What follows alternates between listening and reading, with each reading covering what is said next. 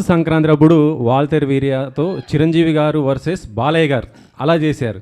ఇప్పుడేమో బాలయ్య గారు వర్సెస్ రామ్ చరణ్తో చేస్తున్నారు. ఎట్లా ఉంది ఇది? ఏంటి ఇద్దరు? చెక్. నిన్న నైట్ ఈ క్వశ్చన్ తప్పకుండా అడుగుతాడు నాకు చెప్పాడు బాబు. రాత్రి 4:30కే వెళ్ళాం ఇక్కడి నుంచి. బట్ ఈ క్వశ్చన్ మీరు నువ్వు చాలా ఫార్వర్డ్గా ఉన్నావు నాన్న. ఫ్రెష్గా వచ్చాడు చూడు ఆయన. మార్నింగ్ టిఫిన్ తిన్నారా? Idli. Yeah, last time Chiranjeevi గారితో వాల్తేరు పండగ కూర్చాం. ఇప్పుడు బాలబాబు గారితో వస్తున్నాం. నేను ఏ సినిమా చేసినా న్యాయంగా ధర్మంగా ఆ సినిమా తప్ప మనకేమీ కనపడదు. పోటీలో మనం పెట్టాల్సిన ఎఫర్ట్స్ అన్నీ పెడతాం.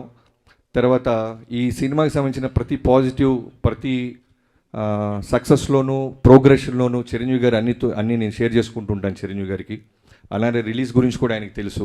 ఆయన కూడా మోస్ట్ వెల్కమ్ బాబీ అని ఆయన ఎంకరేజ్ చేసేవాళ్ళు. సీనియర్ యాక్టర్స్ గురించి మీకు తెలియదు ఏం లేదు.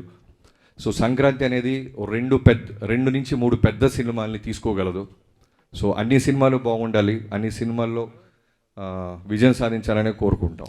బాలయ్య గారి ఫ్యాన్స్కి వాళ్ళకి కావాల్సిన ఒక మాస్ ఎలిమెంట్స్ ఇప్పుడు టీజర్లో మీరు చూపించారు కదా, ఇంకా ఏం ఎక్స్పెక్ట్ చేయొచ్చు దాంట్లో నుంచి?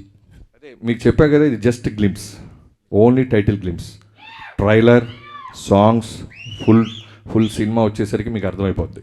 సాధారణంగా ఈ రిలీజ్ డేట్లు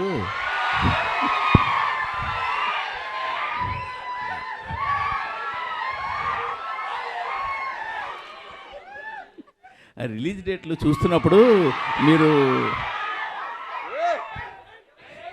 రిలీజ్ డేట్లు చూస్తున్నప్పుడు సాధారణంగా మీరు అవతల కాంపిటేటివ్గా ఏ సినిమా వస్తుంది, సీజన్ ఎలా ఉంది, ఇవన్నీ చూస్తుంటారు అందరూ కూడా. బట్ మీ వరకు వచ్చేసరికి అవతల ఏ సింపతి కార్డు ఉన్న సినిమా వస్తుందా అని చూడాలని కూడా పరిస్థితి వచ్చినట్టుంది. గత జనవరిలో కానీ ఈ నెలలో కానీ రిలీజ్ అయిన సినిమాలు చూస్తుంటే ఇది మీరేమంటారు దాన్ని? అంటే 2 సినిమాలకి కంటెంట్ కంటే సింపతి ఎక్కువ వర్కౌట్ అయిందంటారు వాళ్ళకి. నేను అడుగుతున్నాను మిమ్మల్ని. కంటెంట్ ఉంటేనే వర్కౌట్ అవుద్ది.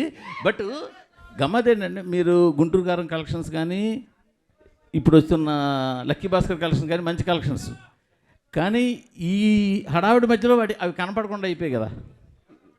మంచి ప్రశ్న. మీకు మంచి ఫ్యూచర్ ఉంది. నాకేం అర్థం కాలేదు ఏం కావట్లేదు ఏం చెప్పాలి. ఎందుకంటే నా సినిమాల మీదకి వచ్చినప్పటికే కరెక్ట్గా ఇట్లాంటి బాంబులు పేలుస్తున్నారు అంతా. అది దాని కారణం ఏమంటారు? అంటే నా సినిమాల మీద ఏదైనా సినిమా వస్తుంటే అందరు కష్టాలు గుర్తొస్తున్నాయి. అదేంటో నాకు అర్థం కావట్లేదు. ఇక నుంచి అదే బాబీ గారిని అడిగాను, నేను బాబీ గారు ఏదైనా కష్టం ఎతకాలి సంక్రాంతికి లేకపోతే సార్.